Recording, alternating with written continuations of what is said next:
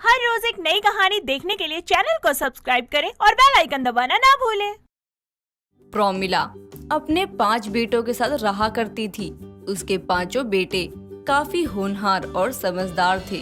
साथ ही उसको किसी भी चीज की कमी नहीं थी, क्योंकि वो काफी अमीर और खुले विचार की थी। लेकिन उसके अंदर अपनी अमीरी का काफी घमंड था। और ऐसे ही एक दिन उसकी पड़ोसन उसके घर आती है और बोलती है, अरे प्रोमिला बहन, कैसी हो तुम? बहन, मैं तो बिल्कुल अच्छी हूँ। तू बता, तू कैसी है? बड़े दिनों बाद यहाँ आई है। हाँ बहन, क्या बताऊँ अब। मेरी बहू है ना, बहुत ही कामचोर आई है। उसी के चक्कर में घर से निकलने का समय ही नहीं मिलता। क्यों बहन, तू अपनी बहू के लिए ऐसा क्यों बोल रही है? तेरी बहू तो तेरी पसंद की थी ना। हाँ बहन, थी तो मेरी ही पसंद की, लेकिन किसे पता था कि मेरी पसंद भी ऐसी निकलेगी। अरे पर हुआ क्या? होगा क्या बहन, मेरा बेटा एक लड़की से प्यार करता था, लेकिन मैंने उसकी शादी उससे नहीं करवाई और अपनी पसंद से उसकी शादी जबरदस्ती करवा दी। अब देखो कैसे मेरे सर पर चढ़कर तांडव कर रही है वो। तो बहन, तूने अपने बेटे की शादी अपने पसंद से करवाई ही क्यों? अरे जब तेरा बेटा किसी और से प्यार करता था तो तुझे उसकी शादी उससे ही करवानी थी ना। हाँ, मैंने तो अपने बेटे की लव मैरिज इसलिए नहीं करवाई क्योंकि मैंने तो सोचा था कि मेरा इकलौता बेटा है, अब उसमें भी दहेज नहीं लूंगी क्या। बहन, तू आज के ही जमाने में जी रही है। अरे आज के टाइम में दहेज कौन लेता है? अब हमें ही देख लो, हमारे पास कितना पैसा है, हम तो दहेज वगैरह नहीं लेंगे। बहन, हो तो गई गलती, अब क्या कर सकते हैं। वैसे तेरे 5 बेटे भी तो शादी लायक हो गए हैं ना, तो उनकी शादी कब करवाएगी? अरे बहन, अब तो मैं अपनी पसंद से उनकी शादी नहीं करवाऊंगी। भाई क्या पता, अगर वो भी किसी और से प्यार करते हो और अगर मैंने उनकी शादी किसी और से करवा दी तो क्या पता कल वो तेरे जैसा हाल हो जाए। तू कहना क्या चाहती है कि मेरी बहू मेरी इज्जत नहीं करती? अरे नहीं बहन, तू मेरी बात को गलत ले जा रही है। मैं बस इतना कहना चाह रही हूँ कि दहेज का लालच अच्छी बात नहीं है। हाँ हाँ, कोई बात नहीं। अब जब तू अपने बेटे की शादी करेगी ना, तब मैं तुझसे पूछूंगी कि तूने किससे कितना दहेज लिया है। अरे बहन, क्या बात करती है? लगता है तुझे मेरी बातों का बुरा लग गया। और नहीं तो क्या, बुरा नहीं लगेगा तो क्या लगेगा। खैर मुझे क्या, जब ये अपने बेटे की शादी करेगी तब तो पता चलना ही है। क्या हुआ बहन, किस सोच में पड़ गई तू? नहीं नहीं, कुछ नहीं हुआ। बस अब मैं तो तेरे बेटे की शादी का इंतजार कर रही हूँ। ये तो मेरे बेटों की शादी के पीछे हाथ धोकर पड़ गई है। हाँ हाँ, क्यों नहीं, जब होगी तब मैं तुझे पहले ही बुलाऊंगी। अरे प्रोमिला बहन, देखो तो बातों बातों में पता ही नहीं चला कि शाम कब हो गई। अच्छा तो अब मैं चलती हूँ, मेरी घमंडी बहू मेरा इंतजार कर रही होगी। हाँ हाँ बहन, बिल्कुल। इस तरह से अब प्रोमिला की पड़ोसन वहाँ से चली जाती है। और अब जब शाम को प्रोमिला के 5 बेटे घर आते हैं, तब प्रोमिला अपने बेटों से बोलती है, रघु, वंश, सोहन, राजा और मोहित, अब तुम सभी शादी के लायक हो चुके हो, इसलिए मैं चाहती हूँ कि तुम्हारी शादी करवा दूं। अगर तुम किसी को पसंद करते हो तो मुझे बता दो, नहीं तो मैं अपने पसंद से तुम्हारी शादी करवाऊंगी। माँ, मुझे तो कोई पसंद नहीं है, और जहाँ तक कि मुझे पता है सोहन और वंश की नज़रों में तो कोई भी लड़की नहीं है। बाकी इन दोनों का मुझे नहीं पता। राजा, मोहित, तुम दोनों ने कुछ नहीं कहा, तुम्हारी चुप्पी क्या समझूं? माँ, हमारी ना चुप्पी का मतलब ये है कि हम दोनों भाई किसी को पसंद करते हैं और वो दोनों ना एक ही घर की लड़कियां हैं। हम आपको बताने वाले थे, लेकिन ना हमसे पहले आपने पूछ लिया। अरे वाह मेरे बच्चों, कौन है वो दोनों लड़कियाँ? सीता और रीता, दोनों बहनें हैं माँ। चलो ठीक है, पहले मैं तुम्हारे भाइयों की शादी फिक्स करवा देती हूँ, उसके बाद मैं तुम दोनों की शादी फिक्स करवा दूंगी। इस तरह अब प्रोमिला अपने तीनों बेटों के लिए काफी अमीर घर की लड़कियां देखकर आती है और उनसे वो काफी सारे दहेज की मांग भी करती है। तो वहीं अब जब प्रोमिला अपने दोनों बेटों की पसंद को देखने के लिए उनके घर जाती है, तो उन लड़कियों के घर के पास वाले एरिया में पहुंचकर वो वहां का माहौल देखकर चौंक जाती है, क्योंकि राजा और मोहित की पसंद किसी अमीर घर की लड़की नहीं बल्कि एक गरीब घर की लड़कियां थी। ये देख प्रोमिला अपने बेटों से बोलती है, मोहित, राजा, ये कहाँ लेकर आ गए तुम दोनों मुझे? ये कैसा लिच्चर सा एरिया है? माँ, यही तो रहती है वो दोनों। पर कहाँ बेटा, यहाँ तो सब झुग्गी झोपड़ी वाले दिख रहे हैं। आखिर कहाँ है मेरे दोनों छोटी बहुओं का घर? माँ थोड़ी दूर है, चलिए ना आप। अब राजा और मोहित अपनी माँ को एक छोटे से घर में ले जाते हैं, जहाँ वो उस घर को देखकर मुंह बनाते हुए मन ही मन बोलती है, हे भगवान, मेरे बेटे मुझे कैसी जगह लेकर आ गए। प्रोमिला ये सब कुछ सोच ही रही थी, तभी उसके सामने रीता और सीता आती हैं। वो दोनों ही बहन काफी सुंदर थी और उनकी सुंदरता को देख प्रोमिला उनकी माँ से बोलती है, अरे बहन, हमें आपकी लड़कियां बहुत पसंद है और हम शादी को भी तैयार है। आप कहे तो शादी की डेट फिक्स करवा दें। हाँ बहन, क्यों नहीं, लेकिन शादी की डेट रखने से पहले मैं आपको एक बात कहना चाहूंगी। जी जरूर। बहन, हम लोग बहुत गरीब हैं, इसलिए मैं आपको दहेज नहीं दे पाऊंगी। अरे कोई बात नहीं आंटी जी, भगवान का दिया हुआ सब कुछ है हमारे पास। दौलत है, शोहरत है, इज्जत है, नाम है, मर्यादा है, प्रतिष्ठा है, सब कुछ है। क्यों माँ? हाँ हाँ, क्यों नहीं। इस तरह से यह प्रोमिला अपने दोनों बेटों का भी रिश्ता उनकी पसंद से करवा देती है और घर आ जाती है। ऐसे ही अब समय गुजरता है और अब कुछ समय बाद प्रोमिला के 5 बेटों की शादी का दिन आ जाता है। 5 बेटों की बारात निकल जाती है और उसके बाद प्रोमिला अब बेसब्री से घर पर ही अपनी 5 बहुओं का इंतजार कर रही होती है। तभी उसकी पड़ोसन उसके पास आती है और उससे बोलती है, प्रोमिला बहन, आज तो तू बहुत खुश होगी ना? हाँ बहन, आज मैं बहुत खुश हूँ। आज मेरे 5 बच्चे शादी करके घर आ रहे हैं। प्रोमिला बहन, मैंने सुना है कि तेरे दोनों छोटे बेटे लव मैरिज कर रहे हैं। हाँ बहन, मेरे दोनों बेटे लव मैरिज कर रहे हैं। बाकी तीनों की शादी मैं अपने पसंद से करवा रही हूँ। प्रोमिला और उसकी पड़ोसन आपस में बात ही कर रहे थे। तभी प्रोमिला के घर के बाहर बैंड बाजों के साथ उसके 5 बेटे अपनी पत्नियों को लेकर आते हैं। बैंड बाजों की आवाज सुनकर प्रोमिला तुरंत बाहर जाती है, जहां वो देखती है कि उसकी 3 अमीर बहुएं जो कि दहेज में भर भर कर सामान लेकर आई थी, तो वहीं प्रोमिला की 2 गरीब बहुएं दहेज के नाम पर अपने हाथों में एक एक थैला लेकर आई हैं। ये देख प्रोमिला मन में बोलती है, हे भगवान, ये दोनों इतने गरीब हैं कि ये लोग अपने लिए एक बैग नहीं ला सकते। देखो तो जरा कैसे अपने हाथों में एक एक झोला लेकर आई है। भगवान, मैंने क्यों अपने बेटों की शादी इनसे करवा दी। वो खुद से बात ही कर रही होती है। तभी उसकी पड़ोसन उससे बोलती है, अरे प्रोमिला बहन, क्या बात है, लगता है तूने अपने 3 बहुओं से भर भर कर दहेज मांगा है और 2 बहुओं से लगता है दहेज लेना ही भूल गई। तभी तो तेरी 2 बहू इतनी गरीब है कि उनके पास खुद के कपड़े रखने को बैग भी नहीं है। देख बहन, मैंने किसी से कोई दहेज नहीं मांगा है और मैंने तो तुझे पहले ही कहा था कि मैं अपनी बहुओं से दहेज नहीं लूंगी। और अब जब ये तीनों अपनी मर्जी से दहेज लेकर आई है तो इसमें इनकी मर्जी है ना। हाँ हाँ प्रोमिला बहन, बिल्कुल। वैसे अब तू अपनी 5 बहुओं का गृह प्रवेश तो करवा ले। कब तक तू अपनी 3 अमीर और 2 गरीब बहुओं को घर के बाहर रखेगी? प्रोमिला की 5 बहुएं दरवाजे के बाहर अपनी सास और अपनी पड़ोसन की बातें सुन रही थी और जैसे ही अब वो 5 घर के अंदर आती हैं, वैसे ही रीता अपना घूंघट हटाकर अपनी पड़ोसन को जवाब देते हुए बोलती है, माफ करना आंटी जी, हम जानते तो नहीं कि आप कौन हैं, लेकिन आपके मुझ से अपनी सास के बारे में ऐसा सुनकर मुझे जरा भी अच्छा नहीं लगा। और बस इसलिए मैं आपको बताना चाहूंगी कि मेरी सास जैसी सास भगवान सभी को दे, क्योंकि मुझे और मेरी बहन को माँ जी ने अपने इस घर की बहू बनाया। साथ ही उन्होंने हमें अपनाया भी, ये जानते हुए कि हम गरीब घर से हैं।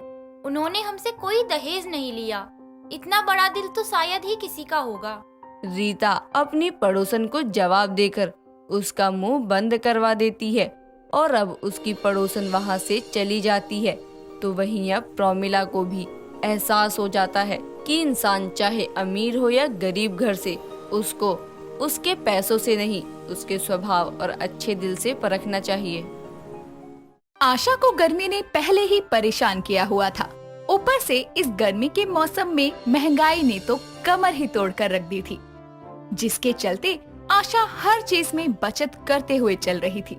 लेकिन एक दिन दोपहर में जब आशा मार्केट से कुछ जरूरी सामान लेकर घर आती है, तो देखती है कि उसका बेटा अंकुश सोफे पर पसरे टीवी को ऑन किए अपने मोबाइल में लगा पड़ा है, वो भी एसी चलाकर। ये देखकर आशा गुस्से में कहती है, निकम्मी औलाद, ना मजा न स्वाद। तेरी माँ के पास खजाना नहीं है पैसों का जो तू ऐसे बर्बाद कर रहा है। जब फोन में ही घुसना है तो इस टीवी को क्यों आग लगाई हुई है? कहाँ आग लगाई है माँ, आप बिना फालतू में ठंडे माहौल को गर्म कर रही हो। तू रुक, अभी माहौल को क्या तुझे भी गर्म करती हूँ। इतनी महंगाई में एसी टीवी चलाकर तूने मेरा दिवाला निकलवाना है क्या? बंद कर इन्हें। माँ यार देखो तो सही कितनी गर्मी है, उसमें आप एसी बंद करवा रही हो। मुझे सिर्फ गर्मी ही नहीं महंगाई भी देखनी है। अब खाने के खर्चे पूरे करूँ या इस हजारों के एसी कूलर का बिल भरूं? आशा एसी और टीवी बंद करके चली जाती है। बेचारा अंकुश गर्मी में पसीना पसीना होने के कारण अपने घर से अपने एक दोस्त के घर चला जाता है।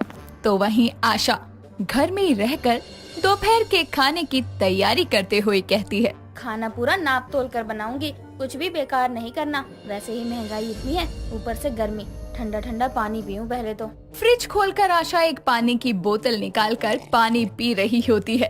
तभी उसकी बेटी नताशा अपने कॉलेज से आकर सीधा रसोई में आती है और फ्रिज खोलने ही वाली होती है कि तभी आशा उसे रोकते हुए कहती है, नताशा रुक, क्या चाहिए? क्यों फ्रिज खोल रही है?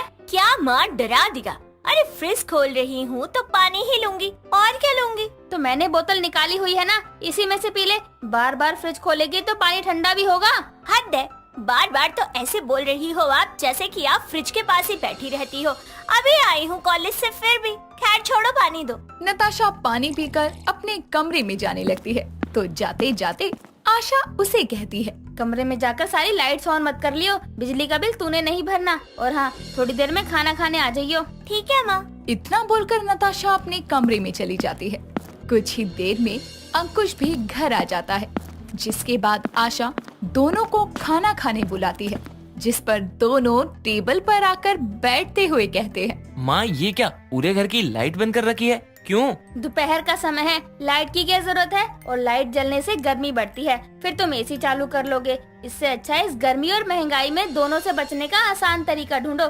लाइट बंद रहेगी तो बिजली नहीं फूकेगी, साथ में गर्मी भी नहीं लगेगी। क्यों नहीं माँ, खाना भी गैस पर बनाने की जगह छत पर जाकर सोलर ऊर्जा में बना लो ना, काफी गैस का खर्चा बच जाएगा। ज्यादा बकवास ना कर, चुपचाप खाना खा ले। पूरा परिवार एक साथ बैठ के खाना खाता है। तभी अंकुश रोज के मुकाबले आज एक रोटी एक्स्ट्रा मांगते हुए कहता है, माँ एक रोटी देना, भूख लगी है। और एक रोटी? लेकिन तू तो 4 ही खाता था, इसलिए मैंने 4 ही बनाई। अब फालतू बनाती और कोई नहीं खाता तो बर्बाद होती ना बेटा। इतनी महंगाई है वैसे भी। क्या यार माँ, अब इस महंगाई में आप भरपेट खाना भी नहीं दोगी क्या? हद है, एसी बंद कर दो, टीवी बंद कर दो, लाइट बंद कर दो। आपने तो ऐसा माहौल बना दिया है जैसे भूखमरी आने वाली है। गुस्सा क्यों होता है? ये ले मेरी रोटी ले ले, वैसे भी मुझे भूख नहीं है। मुझे नहीं खानी, आप ही खाओ। चुपचाप खा लेना खाना, क्यों इतने ड्रामे दिखा रहा है? और ये कैसे बात कर रहा है तू? आप ही खाओ चुपचाप, मैं जा रहा हूँ अपने दोस्त के घर खाने। कम से कम उसकी मम्मी महंगाई का ताना देकर खाना खिलाने से मना नहीं करती, और ना ही गर्मी में बिना एसी के मारती है। इतना बोलकर अंकुश उठकर घर से बाहर निकल जाता है। लेकिन उसकी ये कड़वी बातें सुनकर आशा की आंखें भर आती है और वो भी अपना खाना छोड़कर कमरे में चली जाती है, जहां वो अपने स्वर्गवासी पति की तस्वीर के सामने बैठकर रोते हुए कहती है, मैं कुछ ज्यादा ही कर रही हूँ क्या? लेकिन आप ही बताओ ना, और क्या करूँ? आपके जाने के बाद दोनों बच्चों को पढ़ाना, घर चलाना बहुत मुश्किल हो गया है। ऊपर से ये गर्मी और महंगाई ने एक साथ आकर कमर तोड़ दी है बजट की। पहले कम से कम एसी फैन नहीं चलते थे तो बिजली का बिल कम आता था, लेकिन अब गर्मी में बच्चों को एसी चलाने से कितना भी मना करूं, एक टाइम तो चलाएंगे ही, उसी में बिल आसमान छू लेता है। ऐसे में मैं क्या करूं? आशा अपनी समस्या अपने पति की तस्वीर से बांट ही रही थी। तो वहीं दरवाजे पर खड़ी नताशा ये सब सुनकर अपने कमरे में जाकर बोलती है, माँ का चिंता करना भी जायज है, आखिर वो कब तक और कितना करेंगी?